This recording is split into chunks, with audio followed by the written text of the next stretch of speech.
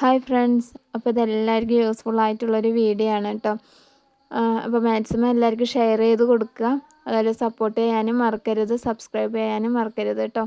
അപ്പോൾ ഈ വീഡിയോയിൽ എന്താണെന്ന് വെച്ചാൽ സ്കൂട്ടിയൊക്കെ ഉള്ള ചേച്ചിമാരൊക്കെ ഉണ്ടാവുമല്ലോ, അല്ലെങ്കിൽ കുട്ടികളുണ്ടാവും. അപ്പോൾ ഇപ്പോൾ മഴ സമയമാണ്. അപ്പോൾ മഴയത്ത് നമ്മൾ പലപ്പോഴും വണ്ടികൾ നിന്ന് പോകാറുണ്ട്. മഴയത്ത് നിർത്തിയിടണ ബൈക്കുകളാണെങ്കിൽ സ്റ്റാർട്ടിങ് ട്രബിൾ ഉണ്ടാവും. അപ്പോൾ സെൻട്രൽ സ്റ്റാൻഡ് ഇട്ട് നമുക്ക് ചവിട്ടി സ്റ്റാർട്ടാക്കേണ്ട ഒരു ഇതാണല്ലേ ഉണ്ടാവാറുള്ളത്.